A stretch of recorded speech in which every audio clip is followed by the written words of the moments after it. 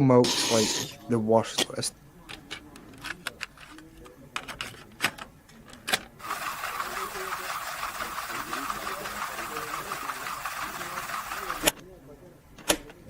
Have you seen that replay, buddy? Alright, man, I'm done talking to you. You can't be done talking to me. You're right here facing me. I back. Trust me, I back. Damn it! 60 G's, baby!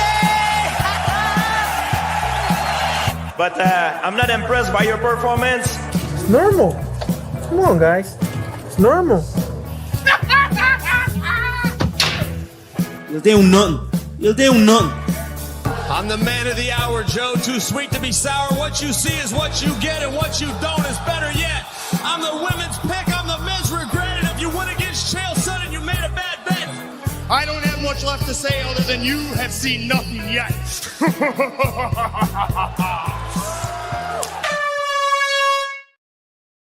What's happening, Fight Week Show fans, Fight Week Show people? Then we are back with another prediction show, and helping me break all of these fights down, UFC 311 in the house is my bro Jordan, and my boy Yao, all the way out there from South Africa. How you guys doing? How's the fellas doing, man? Let's start with you, man. I'm good, bro. I'm good. You know what I mean? Daddy duties all day today, and now let's chill and get stuck into this card. Money Moicano, boys. How about that? Nobody was expecting that shit to turn up and rock up for the main event of the evening. You know what I mean? Neither did I, to be honest. Did not. Yeah. And I seen Moicano was saying something about, we knew this might be the case, so that's why I've been training 5 rounds or something. So it seems like they'd already had the conversation of he was going to be the backup fighter if anything did go down, which is quite interesting. That one that came out left field, man. That came out left field. What are you saying, Yao? I don't see how he would have had the discussion to be a backup fighter before the main fight when he's on the card. That to me just seems a bit strange because because they're in the weight class. Mm-hmm. Yeah, but anyways, the boy Cage Scribe. Yeah, really excited for this card. I don't know if it's got more exciting now that Moicano's the main event. I mean, I know Islam and Arman are maybe a higher level fight. Obviously, their first fight very competitive, but this just feels a bit more like Ola's situation right now. Obviously, last week he was here in the penthouse suite. He's now returned back to his roots after finishing bottom last year. He's having a rocky moment. He's back in the cupboard. He's leaving notes in the ceiling. He's praying to Israel Adesanya. It's all is back how it should be in the world. And yeah, this is going to be a great card. Really, really looking forward to it. Back to life. Back to reality. Listen, that's where we're at right now. But you know what I mean? We got a reality check real quick, man. And before we move ahead, big up to everybody that's locked in with us right now. As you guys are rolling in, make sure you, man, are hitting the fucking like button. Make sure you're hitting the share button. You're hitting the subscribe button. Make sure you're following everyone on this platform. We got Rambling Dad, Cage Scribe, Head Kick Pod. Kick him in the head. We got Making the Walk. We got Crossover. We got MMA Normally, S Dogs MMA. Shout out to all those guys. Big love to those mans. And big birthday greetings to Crossover MMA. He's over there living life in Cali right now, getting ready for UFC 311. If you're watching right now, man, salute to you, my bro.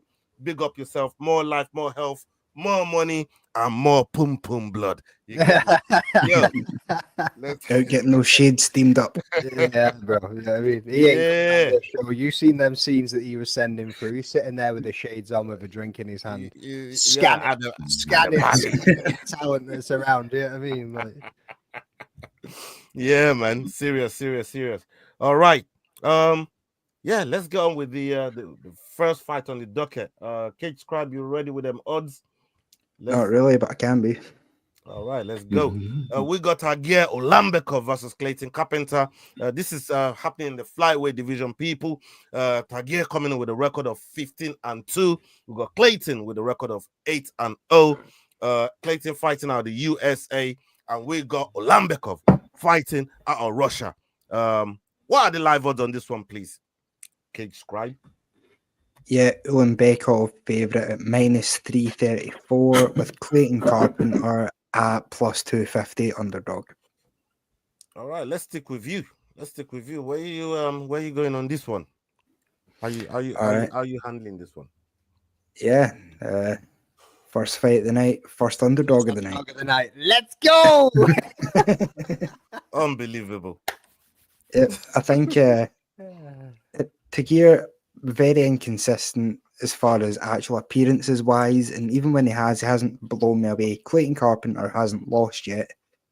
I wouldn't say it's a clear-cut win either way, but I'm putting faith in Clayton Carpenter and maybe step up his level, because I can't see Tagir having improved that much since his last outing. Yeah, I mean, look, you're not wrong. Clayton Carpenter's on a roll. Couple fights in the UFC, and he's done spectacularly well.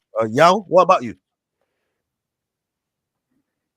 Look, I'm going with not the dog in this fight. I'm going with Ulanbekov, because despite the inconsistency, looking at the odds, looking at his work, I'm going with him on this one. You know, there's nothing that Carpenter has shown me from what I've seen in the tapes I've watched that would necessarily give him the upset in this one. So I'm going with Ulanbekov in this one.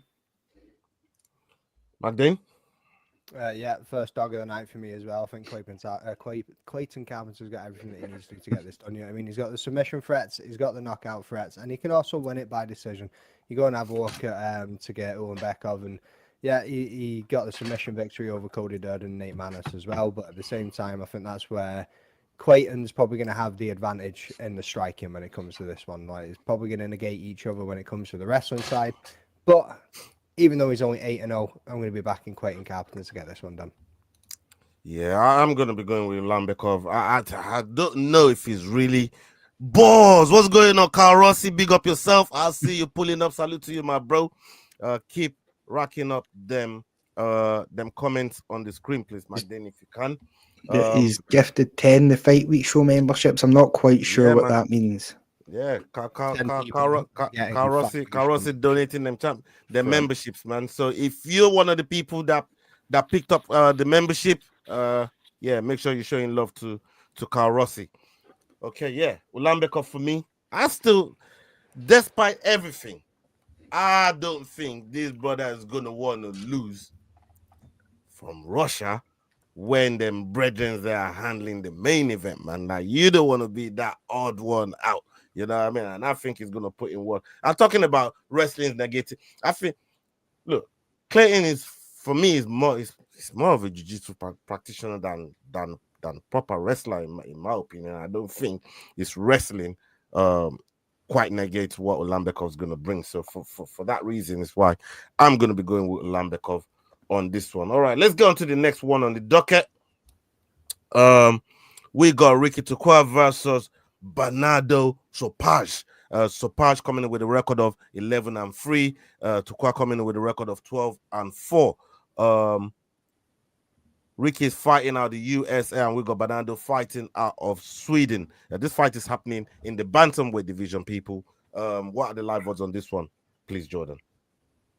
Yeah, so Page coming in at favourite at -275 with Turcios at +225 underdog. Okay. Yao, we come to you. So one thing is Tertius and Turquoise. Which one is it? Do we call him Turquoise or Ricky Tertius? But with that said, sounds a bit French from Ali. Turquoise. No dogs for me yet. I'm definitely going with Sopaj. Chop someone in the throat. No dogs for me yet. I'm going with Sopaj. If I look at his record, if I look at his strikes per minute, his takedowns, he has the edge over Turcios. He's the younger fighter in this instance. He's what I would call the hungrier fighter in what is a very competitive bantamweight division. So I see him lighting up Turcios, there's another pronunciation, a little bit, and probably finish it in the third round. Magdane? I'm going to go with Ricky Turquoise against Bernardo Sopaj. So, again, Sopaj, yeah, he's the younger fighter. Obviously, he lost his debut coming into the UFC against Vinicius Oliveira. That phenomenal knee up the middle, probably a knockout of the year contender. And I feel that he's maybe still just a little bit too green. He's good, you know what I mean? He's fast, he's strong. I think Ricky's really unorthodox at times. Like he's quite awkward, and I think it might just be a little bit too much for Sapai. He's got that little bit more experience in him, especially in the UFC, fighting these higher level guys. Yeah, he didn't look great against Raul Rosas Jr. He kind of looked a little bit lost, but I reckon he's gonna make a decent comeback for this one. Okay. I'm gonna be going with Sapaj.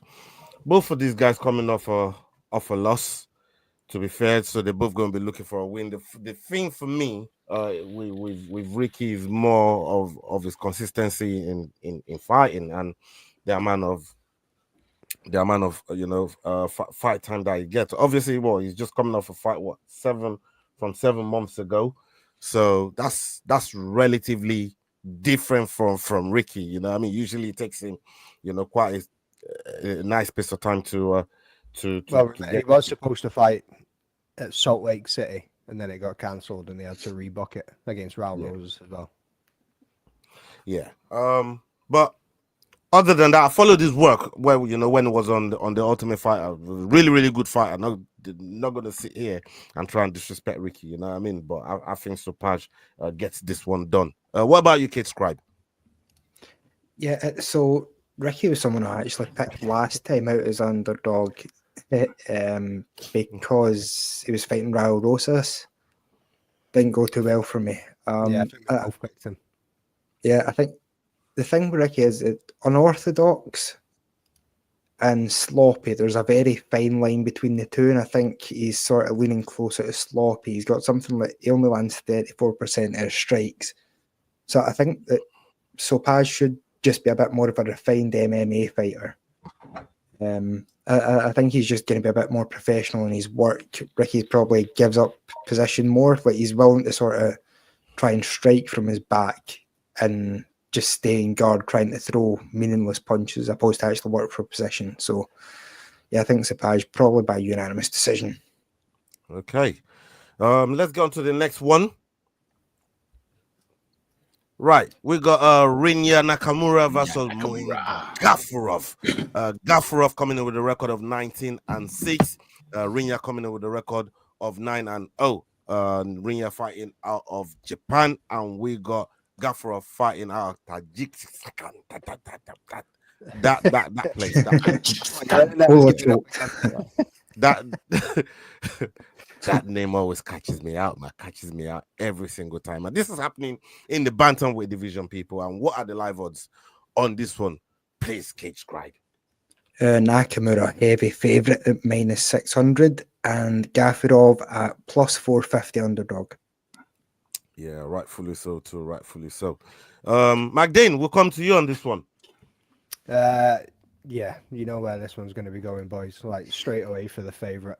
Muin Gafurov, yeah, like he's looked good at times, but he's also like was it Nathaniel Wood? No, not Nathaniel Wood. That's somebody else completely. Said Nurmagomedov didn't look great against him. Ended up getting choked out, and Said isn't like the Dagestani that's known completely for submissions. You know what I mean? So I think when it comes into Rinya Nakamura, who's got quite a heavy wrestling-based background in himself, he's going to struggle with any kind of takedown and trying to keep him there. I think Rinya's just looked absolutely phenomenal as he's come through so far. And I think Rinya might even get a finish in this one. He's got that crazy power in his hands. He might be able to knock his ass out, but we'll see how it goes. So I'm sticking with the favourite. Yeah, man, absolutely deadly Rinya is, and you said a lot of the good things that we admire about Rinya's work. Gafurov though, like you said, the inconsistencies are there. Again, I'd like to think, you know what I mean? Could it be a neutralizer for this Asian fight? As he just beat Ho Kang, you know what I mean? Coming into this fight, could this be the second Asian guy that is probably going to put away? Who knows? But no, I'm going to stick with Rinya on this one. I'm going to stick with Rinya. I think Rinya gets this one done. I don't know why you're laughing, Kate Scribe, because you're about to pick Rinya as well. Tell us why you ain't picking Rinya. Go on, tell us. So, Gafurov, very good straight. Nah, I'm joking. Nakamura's just he's just going to out-grapple him. I think Nash, he might have been an Olympian, or I'm making that up. Either way, Nakamura, better wrestler. I thought the shaved tash and the chin strap was a dead giveaway there, who he's going to be picking tonight, to be honest with you. Yeah, I think it's not even a fucking shaved tash. It's just for some reason that area I'm blonde and always have been. But I think Gafarov, he looks like he should be a great wrestler, not so much as a striker. I don't think you can spend long enough on the feet to actually show that though. So Nakamura, just to grind it, probably decision, maybe a rear naked choke. Osterberry's in the house. What's happening, brother? Yeah, man. Big up Osterberry. Salute to you, brother. Yao, what about you? Look, still no dogs for me. I'm going with Nakamura. I'm a fan of Nakamura with the pedigree and the history of where he comes from in Japan, what his father did in terms of creating MMA and that whole story. He's still 9-0. They didn't rush him to the front of the line like they've done with some of the other Japanese stars. So I'm a big fan of him and his career. So I'm looking forward to seeing how he can perform in this match. And I'm calling it the first 30 seconds, either a guillotine or a rear naked choke, one of the two, and the fight's done. All right, we've got a full house on this one. Before we move on to the next one on the docket, people, every single one of you that's locked in right now, make sure you're liking the video, make sure you're sharing it. And if you're on X watching right now, the one way that you can help everybody on the platform is by jumping over to YouTube, people. Get over on YouTube, get in the comments, like the videos, engage with us, you know what I mean? Even drop your picks in the chat and Magdim will put them up on the screen. Okay. Let's go to the next one. Out for spam. no spammers, man. No spammers. Just put in your picks in the comment. You know what I mean? Let's go on to the next one here. We got Caro Rosa versus Aileen Perez. Aileen Perez coming in with a record of 11-2. Caro Rosa coming in with a record of 18-6. Both of these ladies are 30. Caro Rosa fighting out of Brazil, and we got Aileen Perez fighting out of Argentina. This is happening in the bantamweight division, people. What are the live odds on this one, Jordan? Yeah, Carol Rosa's favourite at -250 with Perez at +200. Okay. This is going to be my first underdog. I'm going to be going with Perez on here. I just don't think there's that much differential between these two like that. Although Caruso maybe a little bit more experienced, and that would probably be the only thing I'll be really counting for her on this one. But Aileen Perez, she's been on a good run. She's been on a decent run, and I expect a decent fight out of this. As close as it is, probably more of a toss of a coin. I don't think the odds actually reflects the fight that we're going to be seeing between these two ladies. So that's why I'm picking Perez for my underdog. What about you, Kate Scribe? Yeah, this is going to be my second underdog, is it? Yeah, this is going to be my second underdog. So, yeah, for anybody watching at home, never betting women's MMA is the one rule that everybody knows inside the MMA betting community. It's just so unpredictable. That being said, I think about this weekend. I think Perez by decision, that's about +240. So Rosa's last win over an active member of the UFC roster was in like 2021. That was against Jocelyn Edwards. Since then, everybody else she's either lost to or beaten has been cut from the UFC and was signed with the GFL or something. I think Perez is technically better on the feet, although she doesn't throw quite as much, and she's a far more relentless grappler. So I think most of the advantages are probably actually in Perez's court. So good value there. Yao? Yao's Yao's there. Yao's frozen. He's changing his mind after hearing Job. He's one of Put him to sleep with my fucking tirade on women's MMA. Oh, Yao's back. Yao's back. Yao's back. Yao, who you picking? Aileen Perez, Carosa? Okay. I missed all of that. All I'll say is I want to see someone twerk, so I'm definitely going with Perez. But also because, look, like you said, Ola, she's been on a good run right now. She's been showcasing skills recently. And additional to that, she's my first underdog. But what's interesting is when I made my picks and I looked at the odds were much closer. It was about I think it was about 170 somewhere. And so I thought it was a very fair pick for dog of the week or for a very good underdog. But then suddenly we're at plus 200. So it's starting to look a bit dicey, but this is definitely an underdog for me. I'm going with Eileen Perez. Okay, Magdine. Is Perez the underdog in this? Yeah. Yep. Cool. I'm going Carol. Plus 200 underdog. First off, let me just address this chat. So fuck off, Osterberries. McDane, where in Scotland are you I was just about to do that. No, yeah, you're smoking the devil's lettuce. So originally from England, but I'm just outside Stirling, my man. I've lived here for 14 years. Well, yeah, we're on 2025. Yeah, I've been in Scotland 14 years. So been here a little while, mate. Yeah, I mean, I've kind of integrated into society now a little bit. Thanks. Just waiting on the new laws coming in so we can get rid of the fucker. Get him to fuck, man. Yeah, that to fuck. I don't know if you're getting confused, Willie. That McDane is the one with the English accent. Aye, but we're all smoking the devil's lettuce, brother. Don't you worry about it. If we couldn't spend this much time with each other every fucking month, if we fucking didn't, the devil knows his own, man. McDonald, the devil knows his own. As Leroy said, there, he's a bloody deserter and he's one to speak. Man ran for fucking Australia all the way to Canada. I mean, at least I'm only 200 miles up the road. And I'm from the north of England. It's basically Scottish anyway. We don't like anybody. Listen, he ran from somewhere before he got to Australia as well. Don't forget that. That's true. That is I'm true. from Livingston. So yeah, my accent's a bit thicker than his. We'll get there though. We'll get there. He's been practicing. Just a little bit. He's from the shite side of Scotland anyway. I mean, he's over on the east. That's a proper thick accent. We're still near Glasgow. Near enough. Yeah, I mean, 40 minutes away. Rouser put a beating on Aldana. So this is what I was about to get to. Osterberry's got a point here. So that war with Aldana is phenomenal. Jordan mentioned a minute ago about Eileen Perez's striking. I think Carol Rose has got better striking, but you're right in saying that Perez's grappling is relentless, and it's probably the one thing that she's really going to have to utilize to get into this fight and actually get in close and get the win. Perez, I like her. She's going to end up twerking, whether she does it in the face or not. She obviously, against Zelenakova, she got that arm triangle. But other than that, she's been a bit of a decision fighter, and she seems to shut up. She seems to shut up. Yeah, no, the fucking dog backed.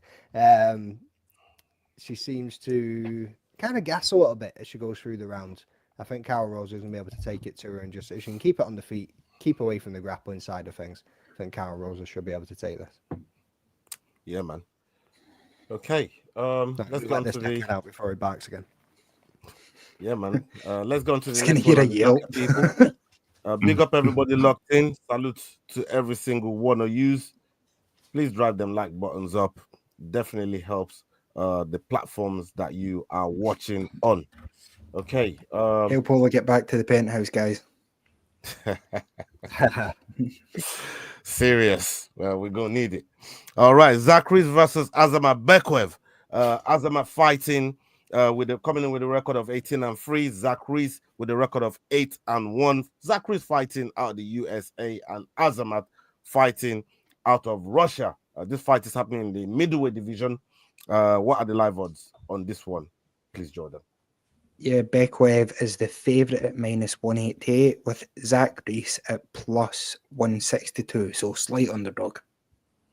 Okay, slight underdog for Zach Reese. It's all his favourite words right there. He'll go first on this one. No, you're next. We're sticking with you. Shit. All right. Yeah, I'm going to take my third underdog of the night. Going with Zach Reese. I think Bekwev's name's scarier than his actual record. When you looked at he went to a split decision, don't you? You just take the favourite in this one and let me have this to myself. I'm taking no favourite. I just sent Leroy my picks. No, Leroy isn't even a real person. So stop using him. Where are we? Yeah, beating Dylan Budka by split decision isn't something I look for in a scary Russian prospect. He's given up a lot of height and reach advantage. Put the phone away. You just done that there. I watched you do it. Your hands made an X motion. We've all seen it. Just don't lie. Yeah, I mean, I was like, I think Zach Reese is Cody Brundage, you got knocked out in the first round. That was just him getting caught. He's beat a couple of good guys since. So yeah, third underdog of the night. Boom. Not the last though. Oh, Okay. Look at him. He's trying to move like Yao from last week. Yao had like 10 underdogs. God damn it. yeah. That's always tight as shit this week. He's like good old favorites. But all of a sudden this week, Yao's acting brand new. Yeah, still no underdogs. Yeah, he just picks his first underdog a second ago. Let's see if he adds to it. What are you saying, Yao? What are you saying on this fight? So in this one, drum roll, I'm going with the underdog. Yes, I'm going with Zach Reese because he's got 5 fights in the UFC. So as much as Bekwev is 18-3, he is 5 fights in the UFC. So for me, the experience is at a slightly higher level in terms of this fight. So I'm definitely going with him as the underdog in this one. I think Bekwev might just get caught like a deer in the headlights because it is now finally the big stage where he's not fighting at a contender series. He's now fighting on the early prelims of a big card. So I think that is what might catch him, and definitely Zach Reese for that reason. And also, if you look at the stats, Reese does have the skills. He does have the striking. He does have the takedown defense in order to actually stop any sort of advance or attack from Bekwev, which is also a last minute, mind you, this is a last minute change. I mean, this fight only changed today. Bekwev was only announced today as the replacement for Dumas.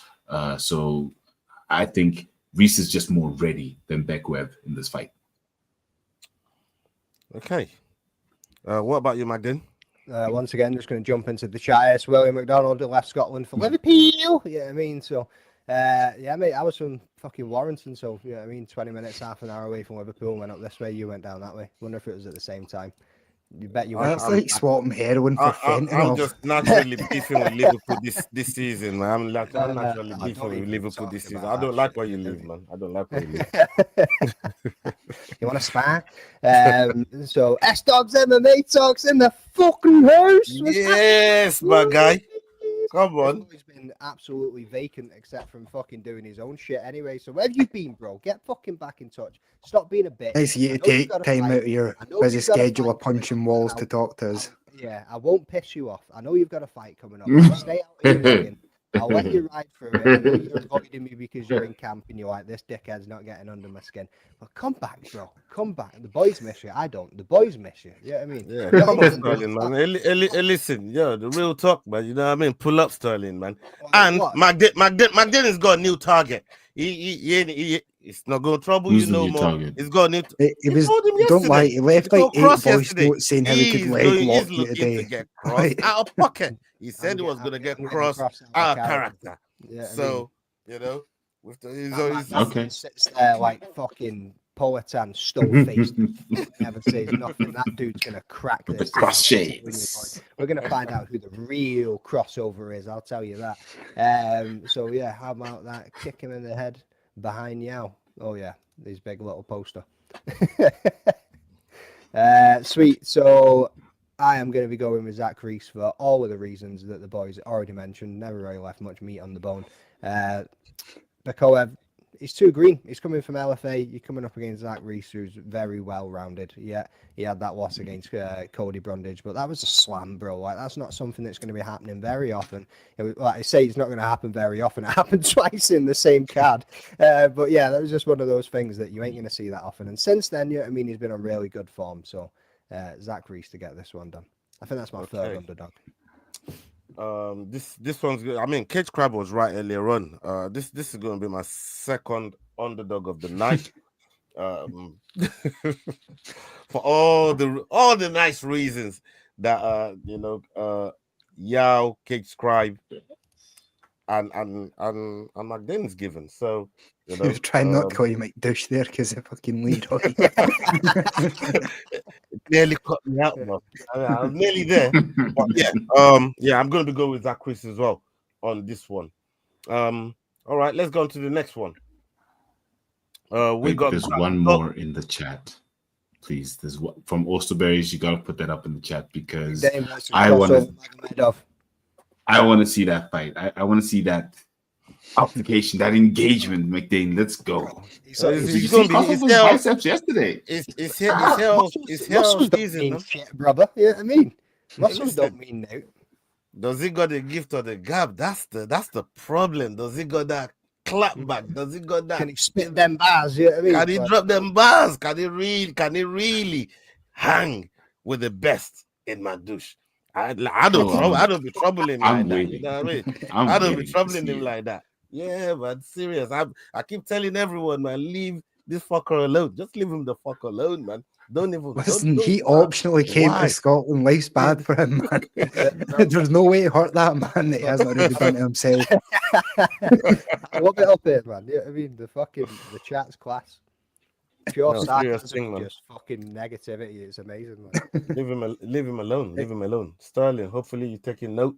You know what I mean? All right, let's go to this one here. Scotland's the Dagestan of shit talk. We got Grant Dawson versus Diego Ferreira. Diego Ferreira coming with a record of 19-5. Grant Dawson with a record of 22-2, 1-0 contest. Grant Dawson fighting out the USA and Diego fighting out Brazil. This fight is happening in the lightweight division. What are the live odds on this one, please? Yep, Dawson's favourite at -275 with Ferreira at +225. Okay. Yao? Yeah. So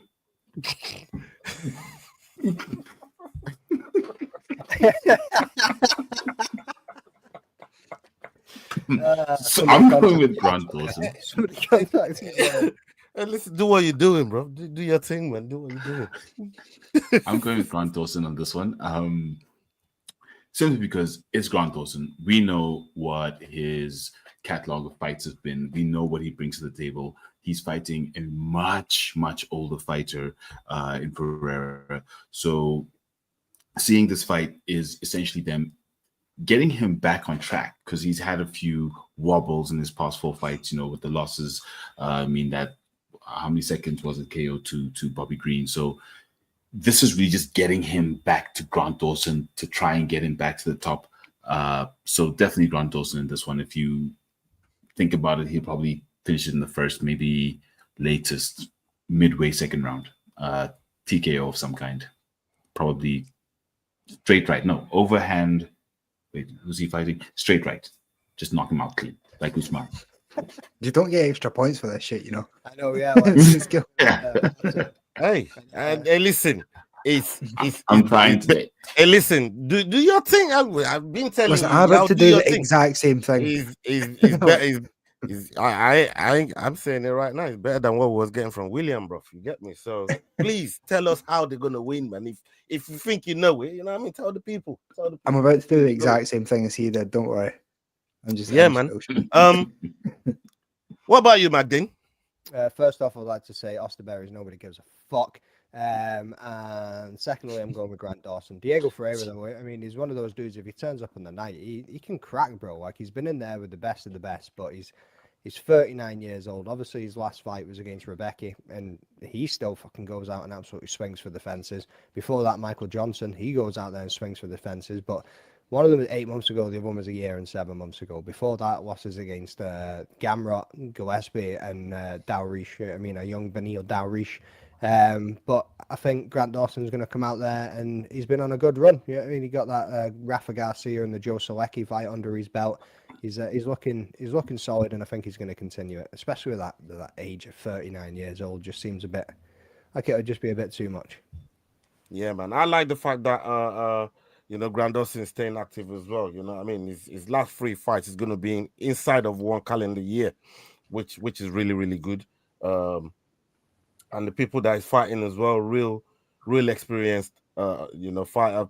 Putting away someone like Rafa Garcia ain't easy in the UFC, and getting that knockout by ground and pound. I feel like Grant Dawson is just coming into his own right now, and he's gonna be he's about to take off and see what he can do in the division. So yeah, I'm gonna be going with Grant Dawson on this one. What about you, Kid Scribe? Yeah, I've got Grant Dawson as well. I think he's -225 favourite, but interestingly, he's +250 to win by knockout. And I can see it being a sort of early first round ground and pound type knockout. I think Ferreira leaves himself sort of vulnerable at times, especially with his striking. And he's always partial to sort of falling to guard without actually taking the guy with him. I think that's how he's going to get finished. So, yeah, Grant Dawson plus 250 with the knockout. All right. Yao, you picked? Yes, I we said started Dawson. with him. Yeah, we started with him. Yeah. We started with him. All right. Okay, we're being I'm starting to think all of these. Yeah, because if I go to the next one and I ain't asked him, yeah, be like, oh, you left me out. Like, you know what I mean? You damned if you There's do, always you some damned if you kind of don't. problem there. Just saying. Yow's too nice. He'd let it slide. He wouldn't say anything. All right, okay. Let's get on to the next one. We got Bogdan Goskov versus Billy Elikana. Billy coming in with a record of 7-1, and we got Bogdan coming in with a record of 16-3. Bogdan fighting out Uzbekistan, and Billy fighting out the USA. This fight is happening in the light heavyweight division, people. What are the live odds on this one, please, Jordan? Yeah, Guskov's heavy favourite at minus 350 with Elikana at plus 275. Okay, back then, you're up. I'm going with Bogdan Guskov in this one. I mean, I think Billy Elikana is coming up from the regional scene. He's not really got much behind him at all. And coming up against Bogdan is a pretty tough task to go at. I'm going to go with Bogdan by KO. You know what I mean? He finished the likes of Zach Puega and Ryan Spann, who obviously Zach Puega is no longer with the promotion, but he's got the You're power. going to say he died there. No, Zach's one of the boys where he sound, but obviously Billy was in the PFL and then went to like a regional scene of Lights Out or something, and I don't know. I think coming in it's just a tall task, and there's that old stat of not many people win their debut in the UFC, and I think this is going to be one of those cases. Yeah, I couldn't agree with you, man. I have a feeling this is going to be a full house, but Goskov, you know what I mean, putting away Zach Pauga and Ryan Spann is a madness. Oh, his only loss in the last 5 is against No Time Ozdemir. So, and No Time, we know what that guy's capable of on his day. And for me, I think Goskov is going to keep that winning streak going, and yeah, he's going to bag himself another KO. So I'm looking forward to this one. Kid Scribe, what do you got? Yeah, I'm with Bogdan too. I'm not overly hyped on Bogdan. I don't think he's that great, and he'll eventually sort of be found out. But I don't know who this Carmen Electra guy is that they've brought in to fight him. Never seen him fight. Didn't even bother to look him up. I looked up his record and I'm like, he's fought no one of no. He's certainly not fought anyone at UFC caliber. And even if I don't think Bogdan's the best, he's definitely top 20, top 15. You know what I mean? So, yeah, I think a nice early knockout in that one should be fun. Yao? Yeah, I think Carmen Electra, as Jordan calls him, is definitely not going to win this fight.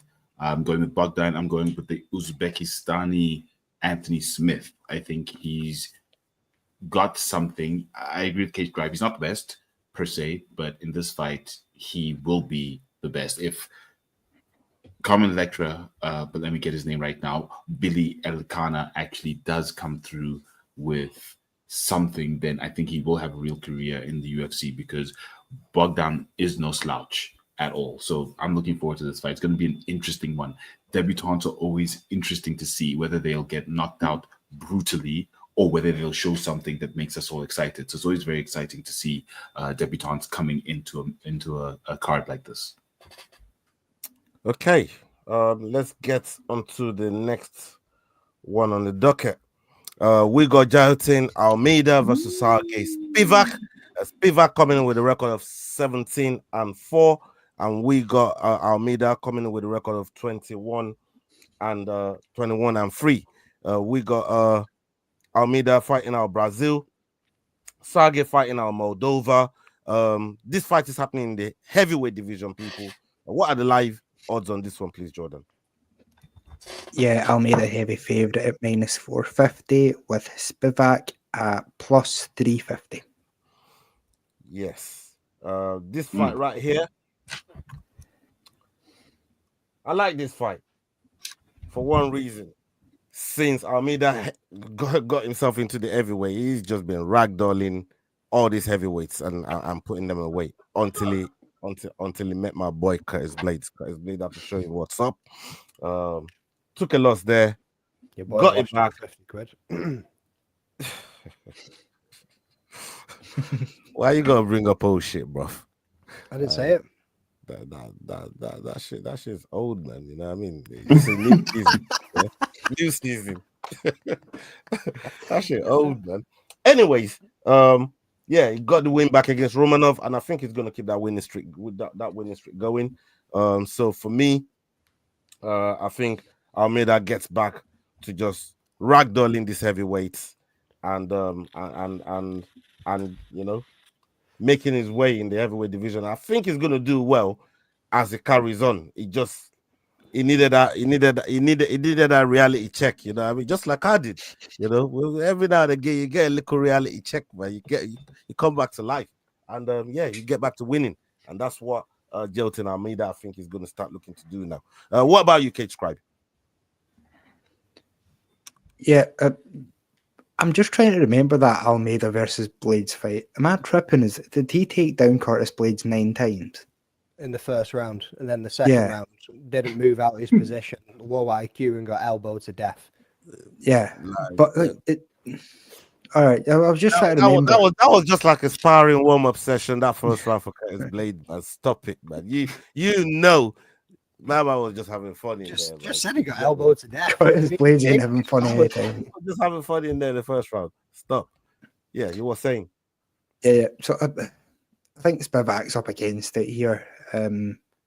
They both have very similar attributes in what they're good at. It's just Almeida seems to be 10 times better. If he's taken down Curtis Blades at will, there isn't a heavyweight out there that's really, I don't know, we're competing with him in that domain. So Almeida's too obvious a choice to pass up here. Yeah, man. What do you got, Yao? I'm going to full house here. I'm going with Almeida.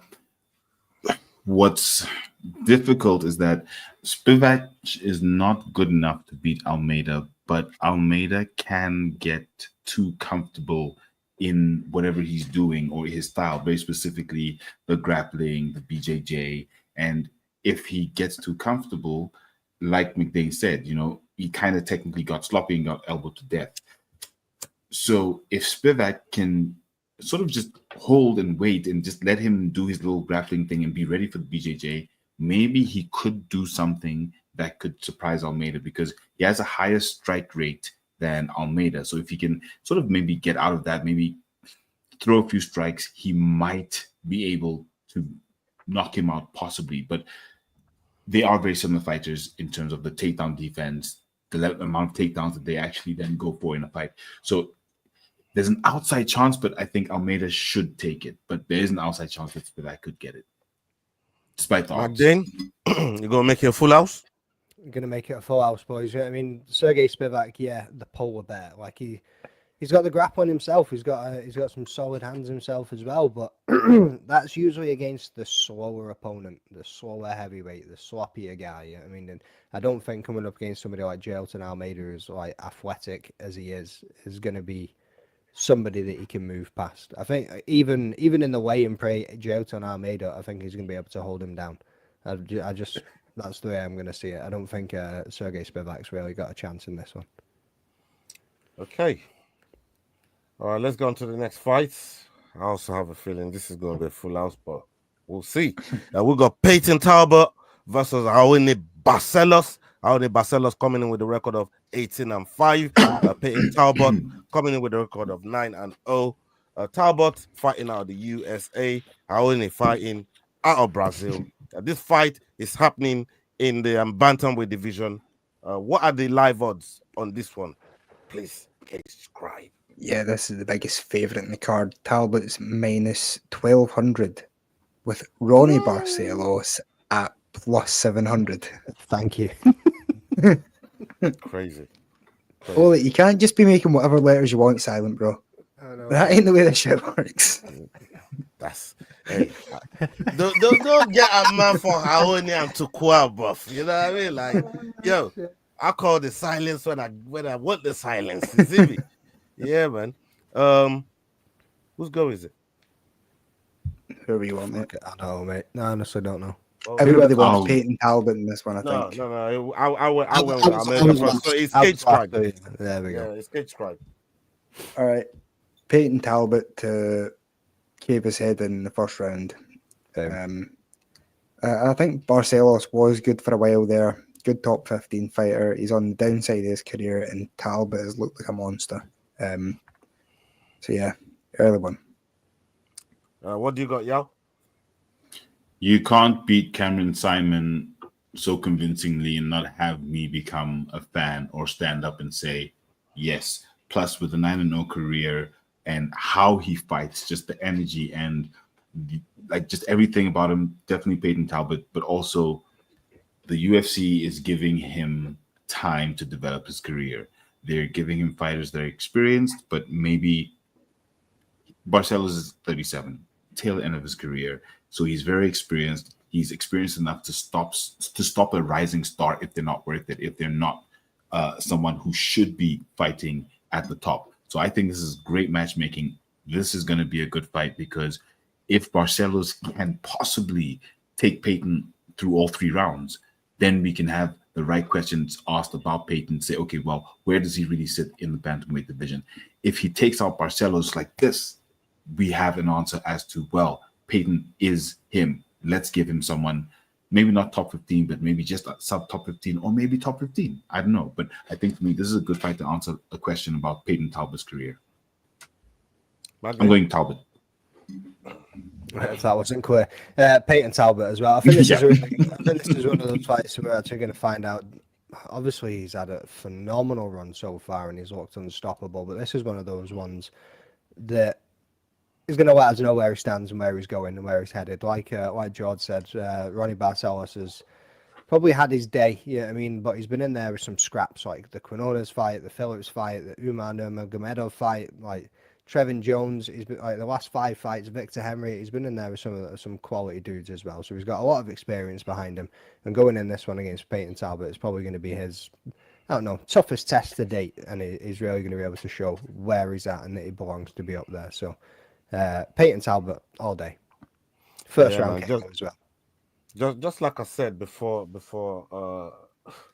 I read out the tail of the tape, I said this was gonna be a full house. I mean the confidence that Peyton Talbot fights with, and like Yao said earlier on, to beat MSP the way he beat MSP, it definitely became a fan. And this is something that you can see in his game. He's so confident about who he is in the octagon, and he's calm in the chaos. And I love a fighter like that, somebody that's just calm in the chaos. And yeah, I think he's gonna go out there and get the job done against Barcelos. Barcelos is a fighter that I used to, that I rode with, but yeah, he's been seeing my tires, the Boss tires lately. But big up to him though.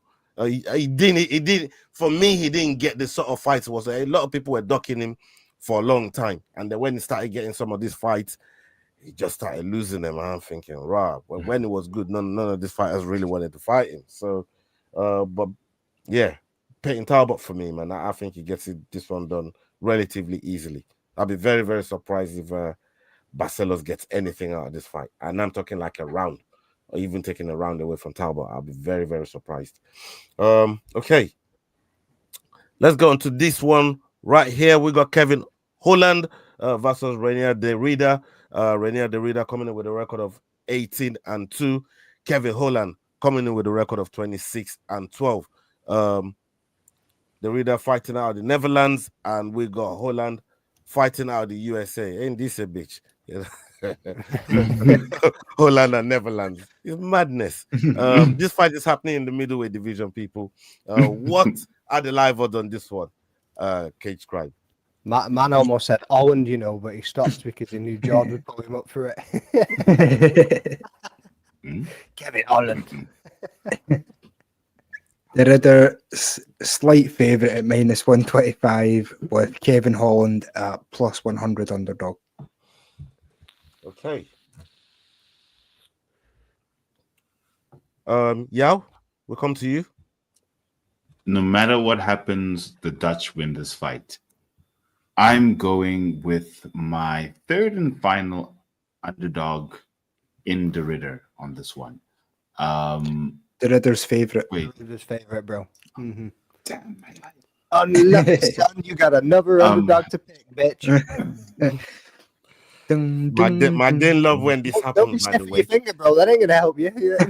You know, these odds are. I didn't love when because- this okay, happens, wait. bro, because Hang boy, on. you looking discombobulated right now, bruv. I'm not gonna lie. No, that website that we wrote is running this shit off. I fucking do not like it one little bit. No, wait, hang on. It's just, I do have one more. No. I'm going with the Ritter, but he's not an underdog. I'm going with the Ritter.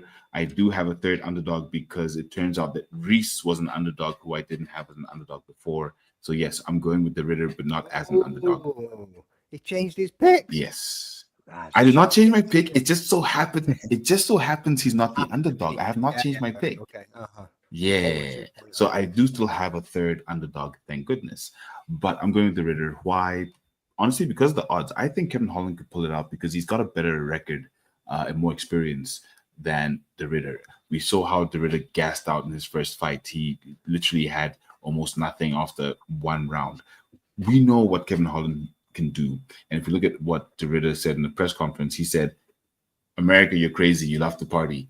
I mean, I'm not sure if his mind is really like on the fight versus the Trailblazer, the one-punch knockout. And what the Ritter's thinking is the only thing he has to watch out for is the straight right from Holland. So I'm going with the Ritter, but I really think that Kevin Holland could win this fight realistically. And I don't think the odds necessarily represent that, but I'm going with the Ritter. While everyone else is talking, double check you have 3 underdogs. Yeah. Leroy will find you points. I was gonna say that to him too because you're just. Wait, who are my 3? You better go and double check, mate. That's not on us. That's on you, brother. Anyway, so Osterberry. Wait a second. I told you my kids love you. I told you, bro. I told you my kids love you. You man need to build your P's and Q's when you're around McLean, man. I'm telling you, bro. You gotta build your P's and Q's. Beats off misery. We've got a show to run. Never mind your fucking 3 underdogs, son. So Breezy, what's happening, brother? If everybody, They got Breezy. Make sure they go and check out Against the Fence. Breezy chats over here. My man, Breezy. Himself, you know what I mean? And I'm sure he'll be getting back in there soon. He's got tons of content planned this year. Give the boys a follow. Make sure you're checking out the content and make sure you hit that fucking subscribe button, people. Anyway, back to it. Trailblazer, all the way, boys. Fucking RDR. The Ritter does not like to get hit. I'll tell you that. And when GM3's taking you 3 rounds and he makes a mistake and you capitalize on it, right? Fair play, good on you. But nah, bro, gassed. Bro's got the body of a fucking goat. You know what I mean? I don't know what's going on with that belly when he sucks it in and his chest all comes out. Like, it's all fucked up. So, yeah. Holland, by any way that he wants striking. Man's a black belt himself. He's going to be able to defend against the grappling that he throws at him. I reckon he's probably going to end up shooting as soon as he can, to be honest with you. But Holland's going to be able to get it back to the feet and do what he does best. Yeah, man.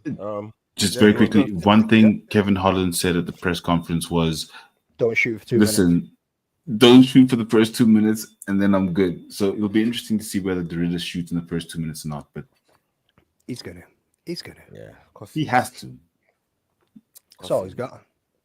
Yeah, I'm going Kevin Holland as well. I'll see you in London, son. That's gonna be threat and a promise. That's gonna be my third underdog. My third underdog of the night. I got one more in the bank, by the way. But Kevin Holland's going to be my third underdog. And yeah, for most of the reasons that you guys say, the experience on him is mad. He's fought some of the best fighters in the UFC.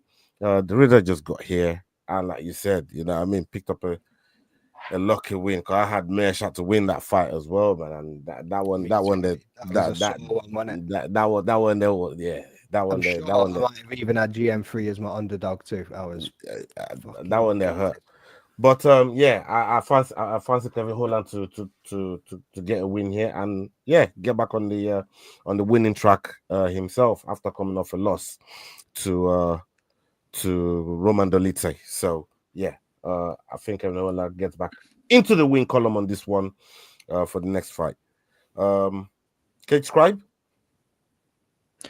Yeah, that's a tough fight to call. I think it's very apparent that it's either Holland by knockout or Derrida by submission. There's no really going to be any in between. I think both guys have got this weird thing about giving up in different ways. He's retired from strikes before. He's tapped in third round strikes and won. It didn't look great last time out. You could probably chalk that up to first time out nerves and things like that. Holland's sort of the type to give up position. If someone gets his back, there's a good chance he's going to sit there and talk and jab and not really do a whole lot about it.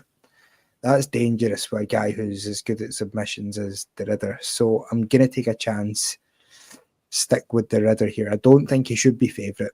And from a betting perspective, I'll probably be taking Kevin Holland by first round knockout or Derrida by like second round submission. It's a 50-50 chance. Hedging. Yeah. I think it's genuinely a 50-50 fight. But yeah, going to stick with Holland to be reliable, to get taken down and submitted. Okay. Let's get to the next fight on the docket. We have Yuri Prochazka versus Jamahal Hill. Jamahal Hill coming with a record of 12-2. Prochazka coming in with a record of 30-5. Won no contest. Yuri fighting out from Czech Republic, and we've got Hill fighting out the USA.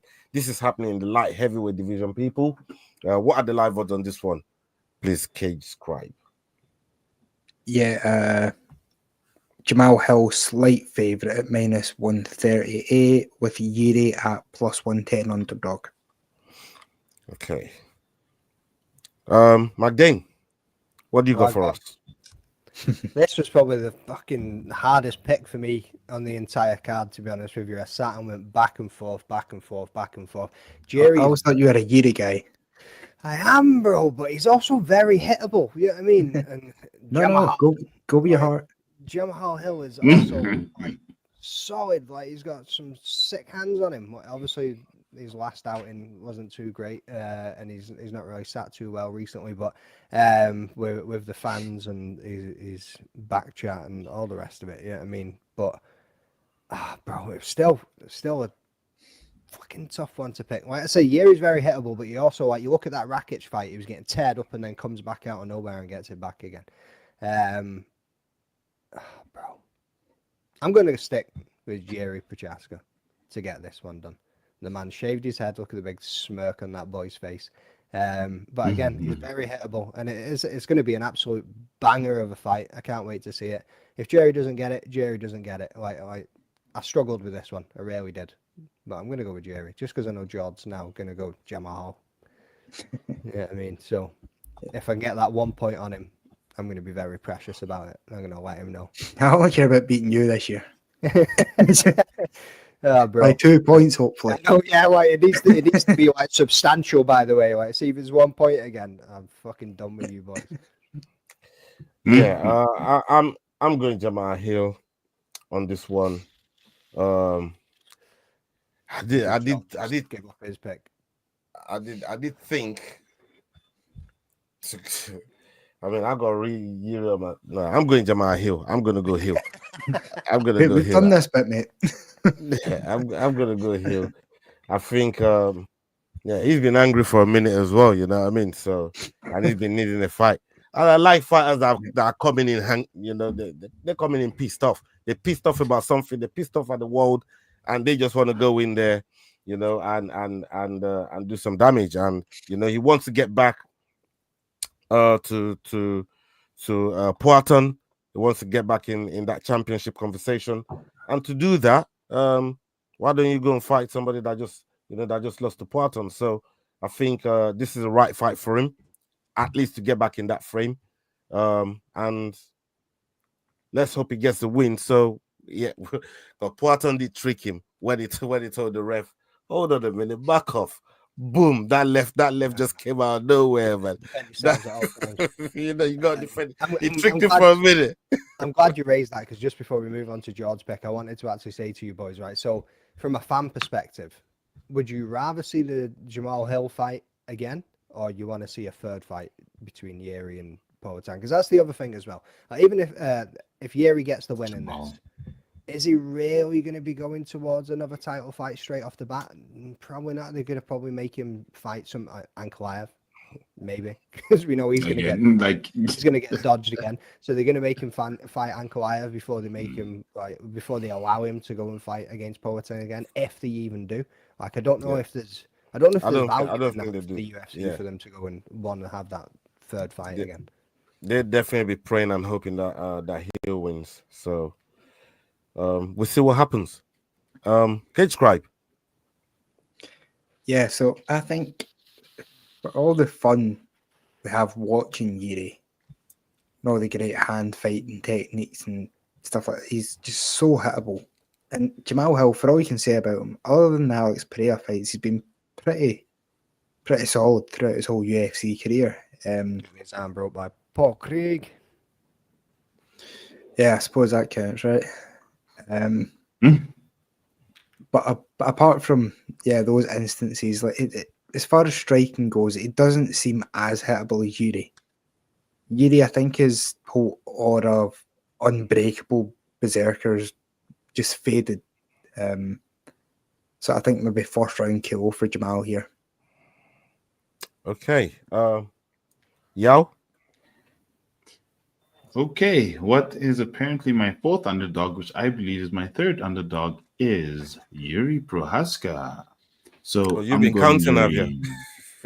No, I haven't. McDamon's apparently counting, and he says I'm on 4. I'm on 3 now. I never said shit. All I said was going double check. I never said shit. All I said was going double. I'm looking out for you, brother, because if you never went and double checked, you'd have fucking. Don't believe Magdane. Magdane ain't looking for us for nobody. I didn't say about the board. I don't know nothing. Nah, Magdane. In the chat. But my third underdog, Yuri Prohaska. Why?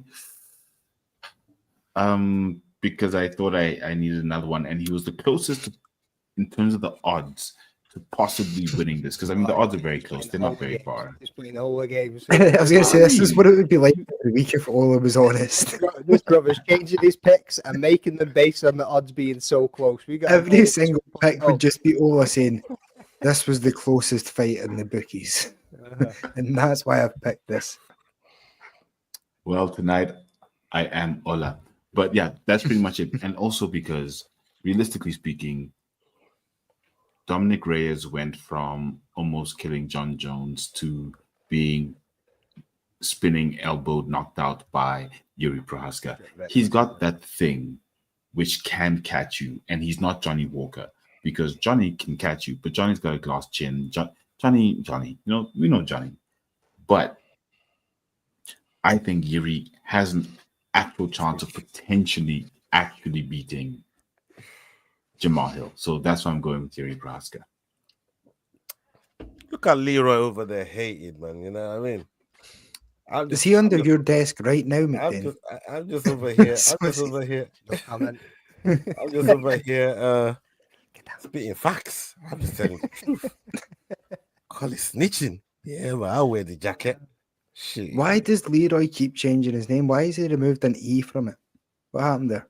Yeah, he's got issues, man. I never got an answer. You did? He answered you?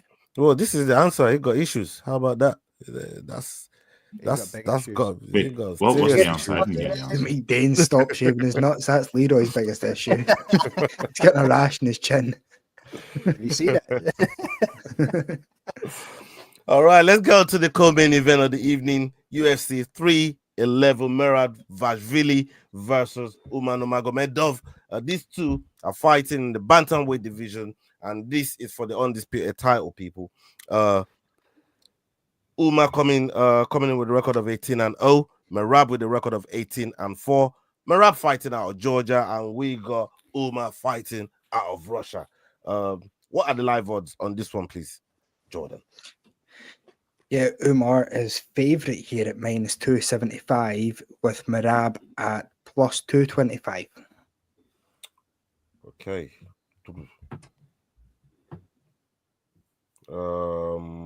We come to you, Yao.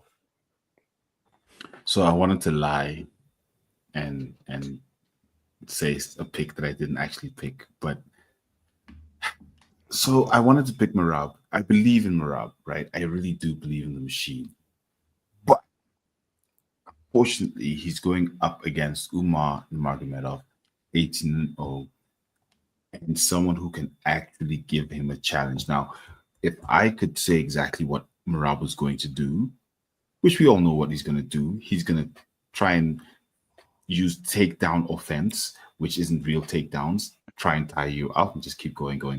So if we know that, then obviously Umar knows that, which means that they're prepping for that. And so for me, I don't think Merab really knows exactly what to expect from Umar. He knows, yes, I'm going up against a great striker, but I think that's why he was trying to play the mind games of, I'm Georgian, we're this, and that whole thing. He was trying to play the mind games to get into Umar's mind because he hasn't quite figured out exactly how to beat Umar. So I'm going with Umar, not just because he's the favorite, but I think he might just have the edge on Merab, and Merab could not quite get into his head the way he got into O'Malley's head with the kisses on the back and so I think for me, Umar's going to just take this because he's just going to be level-headed enough to get the title. Okay, Magdane. I just want to point out that Ola just totally absolutely skipped going first on this one, given that I was first in the last one and Yao finished, and then it came up to Umar. Yeah, I mean, comes up to the man's team, and he doesn't even go first. It's obvious who I'm going to pick for the next two. It's obvious from who I'm going to pick for the next two. We got Coach Khabib. He's going to be pulling up. He's running the show for the co-main and main. What are you, man, talking about? It don't matter who go first here. You, man, already know what time it is, man. Yeah. Come on. Do your thing. That's fair enough. Yeah, so this was another one I kind of went back and forth on, but I'm going to go with Umar. The striking is probably just going to be a little bit too much. Wrestling, it's that Dagestani style. He's got Khabib in his corner. The whole team have been training together. The fact that the co-main and main just makes this a whole level difference. I did consider Merab for a little bit, just for that volume, like just for his. Like, yeah, you can consider him right now if you want. Consider him now. I'm going to stick where I'm at. But and then I've seen the leg. You know what I mean, the staph infection or whatever else it was that was in there. And like I mentioned as well, like he seems really emotional coming into this one. And Yao believes that he's just playing the head fuck games, but. There seems to be like they're coming across with nationalities and all the rest of it, and I think that is playing into Umar's power more than what it is Merab. So I'm be backing Umar to get this one done. Jordan? Yeah, I think the Merab disrespect's crazy. I'm taking another underdog here. I think even Khabib said that Merab is a better wrestler than Umar. Umar can catch him. I think Merab ragdolled an Olympic gold medalist. Just ragdolled him. Yeah, in the Olympic gold medalist, drop him.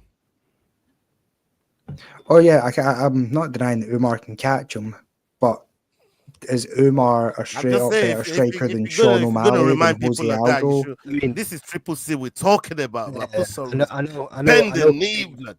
What are you talking about? I know Khabib said that, but at the same time, he said that and then coached him for that camp. Yeah, I mean, so. Yeah, no, I understand that, but I just what's just Umar Khabib, really show some respect to Javier Mendez as well, people. What it's coming down to is Merab's taller than him, and he took a picture with him. So I'm taller than Merab. He's the only fighter I'm taller than. Shut your filthy lying mouth. Put the picture up. The dude's got like an inch or two on you, son. I'll have an inch or two in you if you keep going. You're even trying to do the old camp. Hey, let's move on. Listen. So, Haram Nurmagomedov. Like, let's not be doing that again. Astaghfirullah. Come on, let's move on. So, Corey Sandhagen, great win for Umar. But is he a better striker than Sean O'Malley, Jose Aldo, Cheeto? I don't know, man. I think Merab is far more proven against world-class competition. Umar has one win by unanimous decision. And during that, he didn't really prove a whole ton about wrestling. I don't think it should be this wide a margin. It's plus 333 for Merab to win by decision, which is wild as the defending champion. You can tell Osterberry's is looking at his stats on the UFC website. Don't look at the UFC website, bro. I'll tell you now, they can update that shit on me. Every takedown defense drains a little bit out the gas tank. The whole point isn't to land the takedown, it's just to keep them working and not being able to do any offense of their own. Yeah, I mean, Nick Osterberry's there thinking he's doing some big man research where you're just overthinking shit, brother. But carry on. We'll take it all season long. I mean, it's not like you're gonna pick Merab, are you? Who? You. No, Trying to cost Nick. What the fuck are you trying to bring this? Don't try and talk that man out of his picks. You just leave him alone. That's some old shit, bro. Move on. Come on, man. Merab Just leave Nick alone, man. Leave Nick Osterberry's alone, man. Jesus. Anyways, let's go on to the main event of the evening. You, man, don't need to hear my pick. Uno already don't know what the pick is, but you know what I mean? We go with Umar Nurmagomedov. This main event of the evening has changed, brother, and you ain't even giving that a second thought and considering nothing. Considering the fight that he had before, I picked the fighter to beat his ass. And now you want me to consider? Come on, bro. Stop playing, man. Let's see what you do. Islam Makhachev versus Renato Moicano. Renato Moicano coming in with a record of 20-5, 1-0 contest. And we got Islam Makhachev with a record of 26-1. This fight is for the undisputed lightweight championship. And we got Islam fighting out of Russia. Renato Moicano fighting out of Brazil. Now somebody's choking mad on his bung over there. God damn. That bug is firework off his head. Cage Scrab, what are the live odds on this one, brother? Yeah, Islam minus 1,000. Moicano at plus 600. Okay. Magdane, let's come to you. Why are we coming to me first? Because Yao went last. Ever went first. Because Yao went last. Man flipped up the script before. Yao went last. You're next. Yao went last. You're next. I can't afford to lose, brother. Yeah, I'm gonna go with Islam Makhachev. Yeah, I mean, it's just gonna happen. It's the way it's gonna be. Striking wise, we've seen Renato get dropped on his ass by Joao and Turner, who stupidly walked away, and then look at how that ended up for him. I don't think Islam's gonna give him a second chance if he catches him. Like, Renato can get caught. Islam's got the striking. He's got the power. If he drops him, he's gonna be on top of him. Das, fucking God knows what else. You know what I mean? He's got everything in his pocket to get this one done. Short notice fight. Boy, you better believe I'm going to be sitting there hoping that Moicano can get it done, because I'd be happy for him, because it would be one hell of a story and unbelievable. Whether he should be getting that title fight right now, not too sure on that one. Yeah, I think he had a few more fights to go before he was getting up there. But good for him. He stepped up. He's going to get paid. He's going to get his opportunity. If he can get the upset, incredible. But I just think Islam's going to get it done. Hey, listen, respect to Money Moicano. This is everything is worked for. Everything is worked towards. Everything is worked towards. And he deserves to get a chance like this. But, you know, him, getting in there with Benil Dawush. I actually picked Dawush. Everybody knows I fuck with Dawush heavy. I actually picked Dawush to beat him. Dawush was going to be my dog of the week, but it's not no more because he ain't fighting. Yeah, you'll find out what that one is later on. But yeah, I got Islam winning this for the reasons all of you guys already know. Who he trains with, who's coaching him, the work that he's done, up onto being champion. And like Magdane said earlier on, if he drops Moicano, like we see what he did to Oliveira. Like, everybody drops him, and everyone's scared of going into that guard. Islam will go there, and it would do damage. So for me, I think this is an easy dub for Islam. Cage Scribe, what do you got for the people? Yeah, I want Moicano to win. more than Oh, anything. this nonsense. Get this shit off my screen, man. Another free defense. What's he supposed to do? He's not the one that pulled out. You know what I mean? Jeez. Bro's pretty weird. going to be the GOAT of the lightweight division after this fight. 5 title defenses, longest fucking reign in the UFC currently, and winning. Still not beating a top 10 lightweight. Still. It's pretty wild. But yeah, I think Moicano's really up against it here. He gets caught a lot and manages to battle through adversity. With Islam, I don't think he's going to have that chance. I think even in his fight against Beneil, I wasn't 100% sure he would win, and that's against a guy that's sort of coming off a skid. So yeah, you can only hope and pray that Moicano pulls out some kind of miracle and then goes in a tirade about how free market capitalism is needed in America. It'll be great. We'll all love it. But more than likely, he gets caught by something sort of powerful and straight early on, gets followed down to the ground and finished off. Yeah. Take Islam. Yeah. Islam. But look, Moicano does have a real chance because if you look at his career, he started off in his third fight in the UFC with win against Jeremy Stevens. Then he lost to Brian Ortega. Then he won against Calvin Kattar, Cub Swanson. Then he lost to Jose Aldo. So as much as, yes, he hasn't gotten to the top, maybe because of his record, he's not from Dagestan, but he's fought some of the best in the world so far.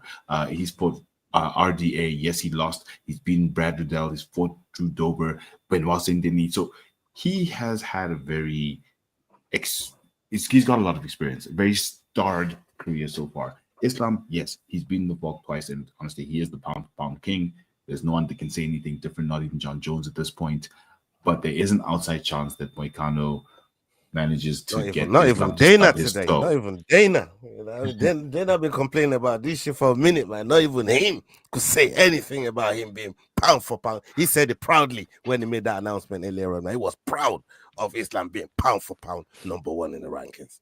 Please continue. And I think that's exactly what it is. But the best chance Moicano has for winning this fight is that Islam like stubs his toe in the cage, like on a takedown attempt, and just can't continue due to doctor stoppage, and then he'll probably win. Other than that, Islam. Yeah, man. Okay, we've got the full picks for the card, UFC 311.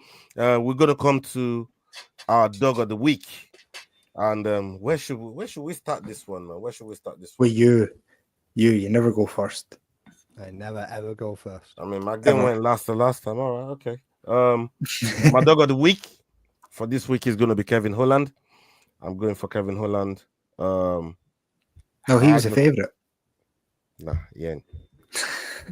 No, I'm going for Kevin Holland. I made that mistake. Yeah. Like soon as when I got your odds earlier on, from then I clocked it in. I said, yeah, you know what? That's a good dog of the week there, man. You know what I mean? So, and everybody gave very, very good convincing reasons why it should be dog of the week. So that's my dog of the week. There you go. How about that for going first? What about you, Kid Scribe? Yeah, I'm taking Merab as my dog of the week. I think the disrespect is wild. The man is the champion. Umar hasn't really proven that much to me. Merab's going to go out there and dominate. Okay. Yo?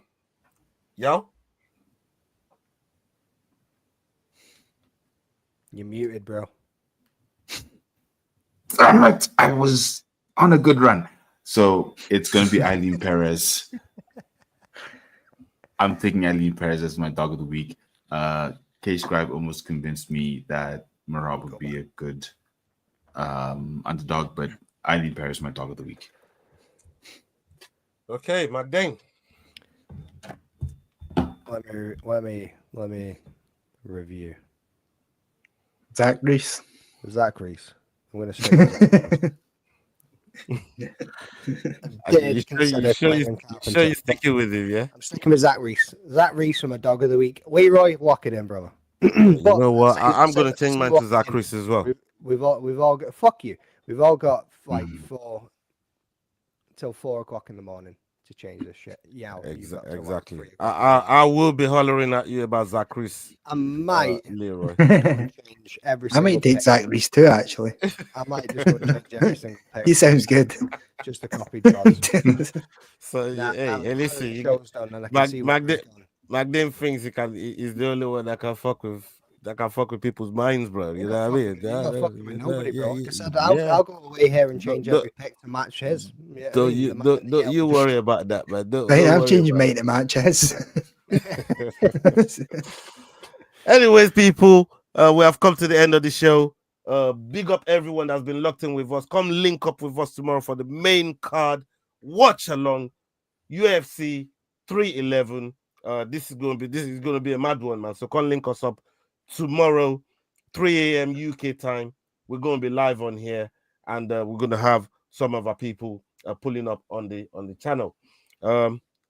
Magdane, Cage Scribe, Yao, thank you very much. We're going to be back next week to own our picks and see what's been going on in the MMA community on Dust Up Shakedown, people. So stick with us. If you haven't subscribed, go make sure you're following these guys.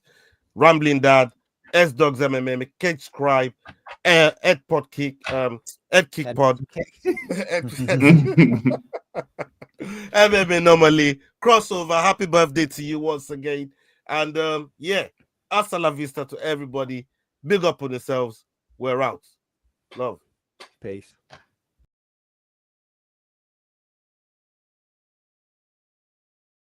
Hey guys, this is John Anik from the UFC. You're watching the Fight Week Show. Please subscribe. Not now, but right now. Subscribe to the Fight Week Show. We'll see you guys on the road soon.